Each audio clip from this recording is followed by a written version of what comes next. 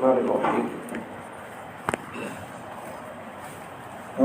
بن عمیر رضی اللہ عنہ مدینہ پہنچ کر اسعد بن زرارہ کے گھر میں مہمان ہوئے۔ مدینے والے انہیں المقری پڑھانے والے استاذ کہا کرتے تھے۔ حضرت مصعب رضی اللہ عنہ نے مدینہ طیبہ میں اسلام پھیلنے کی بے حد کوشش کی، گھر گھر پہنچ کر پیغام حق پہنچایا، مؤثر انداز میں نرمی اور محبت سے لوگوں کو سمجھایا۔ ان کی محنت کے نتیجے میں مدینے کے کئی گھرانے اسلام کے دائرے میں آ گئے۔ مدینے سے پہلے سال 6 آدمی ایمان لائے، پھر وہ 6 آدمیاں جا کر لوگوں کو سمجھا کر اگلے سال گزشتہ سال کے 5 نئے ساتھ 12 آدمی آئے۔ تو جب 12 آدمی آئے تو نبی صلی اللہ علیہ وسلم اپنے ایک صحابی کو ساتھ بھیجے، دین کی باتیں اور دین کی معلومات ان کو دینے کے لیے۔ تو وہ صحابی کا نام ہے مصعب بن عمیر۔ انہوں مدینے میں جاتے ہیں، لوگوں کو دین سکھاتے ہیں، احکامات وغیرہ سکھاتے پڑھاتے رہتے ہیں، اور گھر گھر پہنچ کر اللہ کا پیغام سب کو سناتے ہیں۔ اب تیسرے سال اگلے سال حضرت مصعب بن عمیر رضی اللہ عنہ کی محنت سے کئی لوگ ایمان قبول کرتے، کئی گھرانے کے لوگ۔ تو مدینے سے 70 سے زائد مسلمانوں کی آمد اور رسول اللہ صلی اللہ علیہ وسلم کو مدینہ آنے کی دعوت۔ تو مدینے سے 70 سے زیادہ لوگ مکے کو آتے ہیں۔ حضرت مصعب بن عمیر رضی اللہ عنہ نے مسلسل 1 سال تک مدینہ منورہ میں تبلیغ دین کا سلسلہ جاری رکھا۔ نبوت کے 13ویں سال اپنی کوششوں پر کامیابی کی خوشخبری لے کر رسول اللہ صلی اللہ علیہ وسلم کی خدمت میں مکہ مکرمہ پہنچے اور مدینے میں اسلام کی سرگرمیوں اور وہاں کے تمام حالات کی تمام تفصیلات بیان کی۔ 1 سال تک مدینے میں وہ کام کیے، لوگوں کو دین کا کام کیے، لوگوں کے اندر دین سمجھائے۔ تو کیا رزلٹ نکلا، کیا نتیجہ نکلا، وہ نبی صلی اللہ علیہ وسلم کو پوری کارگزاری تفصیلات سنانے کے لیے آئے۔ نبوت کے 13ویں سال مدینہ منورہ سے 70 سے زیادہ مسلمان حج کے موسم میں مکہ مکرمہ آئے۔ حج کے مہینوں میں مکے سے 70 سے زیادہ مسلمان لوگ مدینے سے مکے کو آئے، اور مسلمان لوگوں نے راستے میں ہی یہ طے کر لیا تھا بھئی کب تک نبی صلی اللہ علیہ وسلم مکے میں رہ کو کافر لوگ ان کو ستاتے رہیں گے، نماز پڑھنے نہیں دیں گے، تنگ کرتے رہیں گے، تو کب تک نبی صلی اللہ علیہ وسلم تکلیف پڑھتے رہیں گے؟ ہمیں کہیں کو نبی صلی اللہ علیہ وسلم کو مدینے کو نہیں بلانا، ان کا لوگ آپس میں بول لیتی ہیں سب، کیوں نہ ہم رسول اللہ صلی اللہ علیہ وسلم کو مدینہ آنے کی دعوت دیں۔ چنانچہ مکہ پہنچ کر انہوں نے حضور صلی اللہ علیہ وسلم سے اس بارے میں خفیہ بات چیت کی۔ آخر کار یہ بات طے ہوئی کہ 12 ذی الحجہ کو مینا میں جمرہ عقبہ کے پاس جمع ہوں۔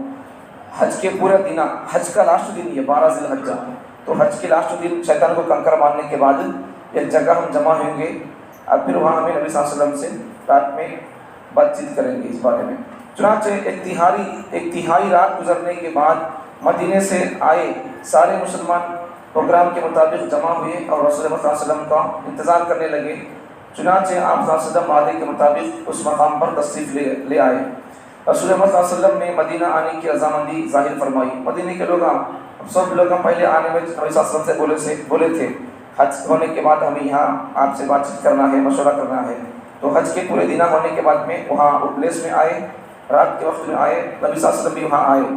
آنے کے بعد مدینے کے لوگ نبی صلی اللہ علیہ وسلم سے بات چیت کرتے ہیں، پوچھتے ہیں یا رسول اللہ تمہیں ہمارے مدینے کو آ جاؤ، تمہیں تمہارا ساتھ دیتے ہیں، سب بول کر وہ لوگ نبی صلی اللہ علیہ وسلم کو آنے کے واسطے بولتے ہیں۔ نبی صلی اللہ علیہ وسلم بھی ٹھیک ہے آتا ہوں بول کر بولتے ہیں۔ نبی صلی اللہ علیہ وسلم نے مدینہ آنے کی رضامندی ظاہر فرمائی اور مدینہ والوں نے بیعت کی۔ یہاں جو بیعت ہوئی یہی دوسری بیعت ہے، تاریخ میں یہی بیعت عقبہ کبریٰ کہلاتی ہے۔ تو پہلے جب آئے تھے 6 لوگ انہوں بیعت کیے تھے نبی صلی اللہ علیہ وسلم پر، شرک نہیں کرنے پر، زنا نہیں کرنے پر، تو پھر اب یہ 70 سے زیادہ لوگ آئے ہیں تو انہوں بھی نبی صلی اللہ علیہ وسلم کے ہاتھ پر بیعت کرتے ہیں۔ یہ بڑی بیعت عقبہ کبریٰ کہلاتی ہے۔ تو مدینے کے مسلمانوں نے کس بات پر بیعت کی؟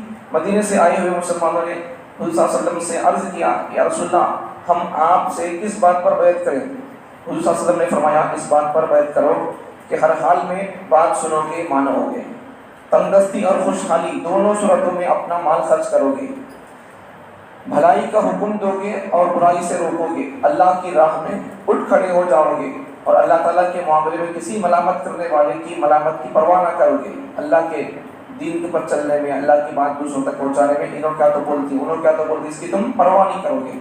اور جب میں تمہارے پاس آؤں یعنی مدینہ منورہ آ جاؤں تو تم میری مدد کرو گے، اور جس چیز سے اپنی جان اور اپنے بال بچوں کی حفاظت کرتے ہو اس سے میری بھی حفاظت کرو گے۔ تم اپنے بال بچوں کو جتنا محبت کرتی ہے ان کو حفاظت کرتی ہے، ویسا میری تم حفاظت کرنا، مجھے دیکھ لینا۔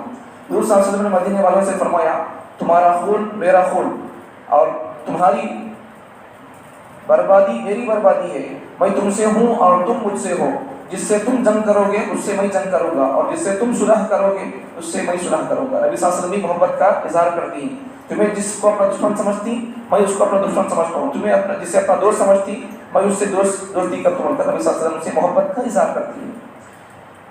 مدینے سے آئے ہوئے 70 سے زیادہ مسلمانوں سے جب بیعت لے لی گئی تو رسول اللہ صلی اللہ علیہ وسلم نے ان میں 12 افراد کو سربراہ اور امیر منتخب فرمایا۔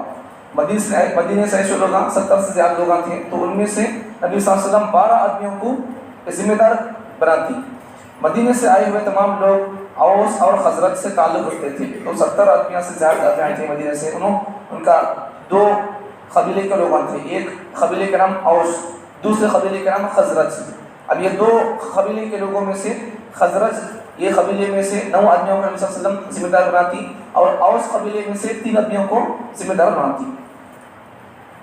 خزرج سے جو امیر منتخب ہوئے ان کے نام یہ ہیں۔ خزرج قبیلے کے 9 امیر حضرت اسعد بن زرارہ، جب پہلے سال 6 آدمی آئے تھے ان میں سے ایک آدمی ہے اسعد بن زرارہ۔ دوسرے حضرت سعد بن ربی، تیسرے حضرت عبداللہ بن رواحہ، چوتھے حضرت رافع بن مالک، پانچویں حضرت برا بن معرور، چھٹے حضرت عبداللہ بن عمرو، ساتویں حضرت عبادہ بن صامت، آٹھویں حضرت سعد بن عبادہ، نویں حضرت منذر بن عمرو۔ یہ خزرج قبیلے کے 9 ذمہ دار آدمیاں ہیں۔ دوسرے قبیلے اوس کے 3 ذمہ دار آدمیاں۔ اوس کے 3 امیروں کے نام یہ ہیں: حضرت اسید بن حزیر، نمبر 2 حضرت سعد بن خیثمہ، نمبر 3 حضرت رفاعہ بن عبد المنزل۔ نبی صلی اللہ علیہ وسلم نے ان 12 امیروں سے ایک اور عہد لیا کہ تم لوگ اپنی قوم کے تمام معاملات کے کفیل ہو۔ مدینہ والوں نے اس بات کو تسلیم کر لیا۔ یہ 12 آدمیوں کو نبی صلی اللہ علیہ وسلم کیا بولتی؟ تمہیں اپنے اپنے خاندان قبیلے کے تمہیں ذمہ دار آدمیاں ہیں، ان کو کوئی مسئلہ ہوا، کوئی بات پیش آئی، تمہیں ان کو ذمہ داری سنبھال کر ان کو تم مسئلہ حل کرنا ہوگا۔ نبی صلی اللہ علیہ وسلم سے وعدہ لیتے ہیں۔ مکے کے مسلمانوں کو مدینہ ہجرت کرنے کی اجازت۔ جب مکے میں مسلمان بستے تھے اور ان پر ظلم ستم ہوتا تھا، تو حد سے جب ظلم ستم ہونے لگا ان کے اوپر، تو بعض لوگ پہلے حبشہ کو چلے گئے تھے۔ اب نبی صلی اللہ علیہ وسلم مکے میں ہے سو مسلمان لوگوں کو بولتے ہیں کہ بھائی اب تمہیں کیا کرو، مدینے کو چلے جاؤ، وہاں ہماری ایک پبلک ہے، ہمارے چاہنے والے لوگ ہیں، ہمارے اسلام کو ساتھ دینے والے لوگ تیار ہو کو ہے، وہاں جاؤ بول کر مدینے میں تکلیف پڑتا ہے سو مسلمانوں کو نبی صلی اللہ علیہ وسلم مکہ چھوڑ کو مدینے جانے کے لیے بولتے ہیں۔